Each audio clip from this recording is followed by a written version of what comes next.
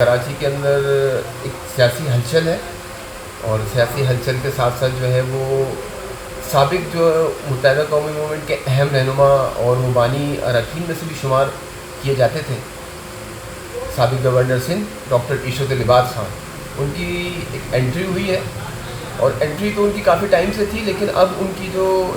Entry اس طرح سے ہوئی ہے کہ اب انہوں نے جو ہے وہ باضابطہ طور کے اوپر دفاتر کے ساتھ جو ہے وہ کام کرنے کا جو ہے وہ آغاز کر دیا ہے۔ مختلف مقامات کے اوپر جو ہے ان کی جانب سے ریلیاں نکالی گئی تھی میری پہچان پاکستان کے نام سے، تاہم اب اس پلیٹ فارم کے تھرو ہی وہ کام کرنے کا سلسلہ جو ہے وہ سیاست میں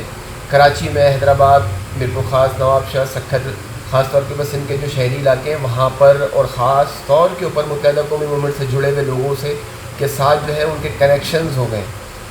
سابق رابطہ کمیٹی کے رکن سیف یار خان جو پاکستان پیپلز پارٹی میں شمولیت اختیار کر لی تھی، انہوں نے باضابطہ طور کے اوپر میری پہچان پاکستان کے اندر عشرت لباس خان کو جوائننگ کی ہے۔ ارشد صدیقی ماجد رابطہ کونسل کے رہنما تھے، انہوں نے گزشتہ روز ایک دفتر کا بھی افتتاح کیا ہے نمائش چورنگی کے اوپر،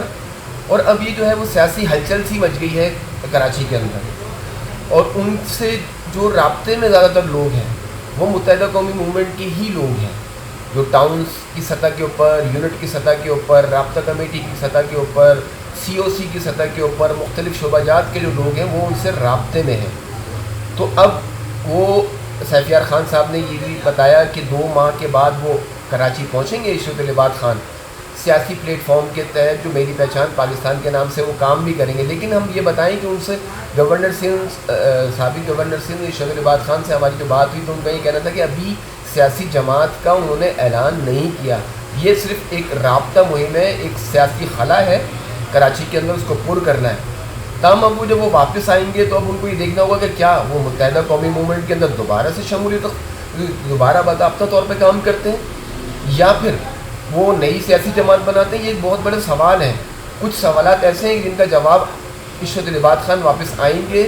تو پہنچیں گے، لیکن اس وقت جو ہے وہ براہ راست جو ہے وہ متحدہ قومی موومنٹ کو جو ہے وہ متاثر کر رہے ہیں۔ 30 سے زیادہ رابطہ کمیٹی کے اراکین جو ہیں وہ مکمل طور کے اوپر عشرت لباس خان سے رابطے میں ہیں،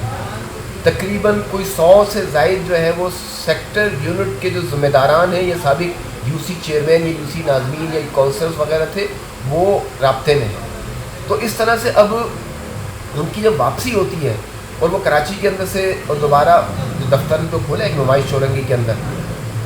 اس میں اب اس کے بعد کس طرح سے وہ کام کرتے ہیں متحدہ قومی موومنٹ کے اندر رہ کر کام کرتے ہیں، متحدہ قومی موومنٹ کے اگینسٹ میں کام کرتے ہیں، بہت سارے سوالات ہیں، ان کے جوابات آنا ہے، لیکن سیاسی ہلچل بالکل ہے،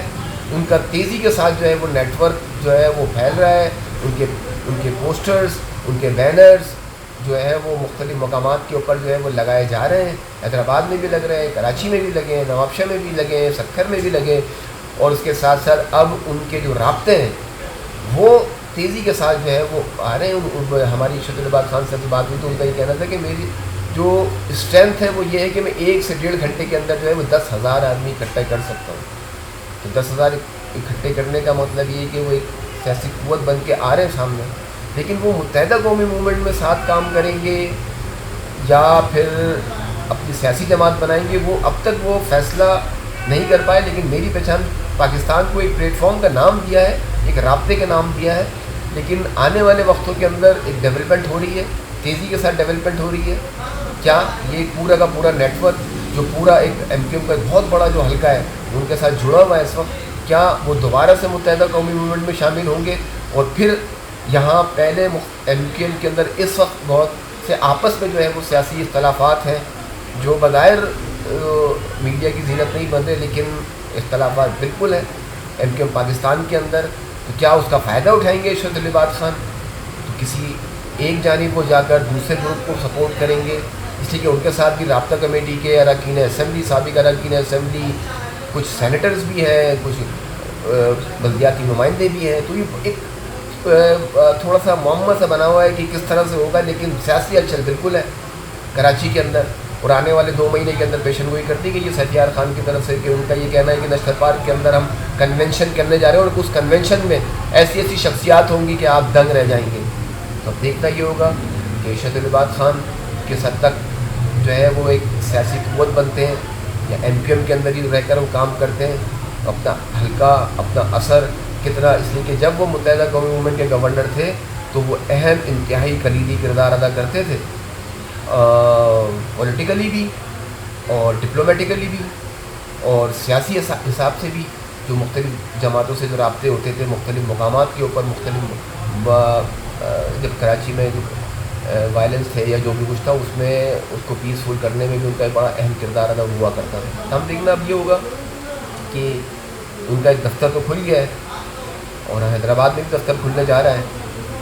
تو وہ آنے والے وقت کے اندر کس حد تک سکسیزفل یا کامیاب ہوگا۔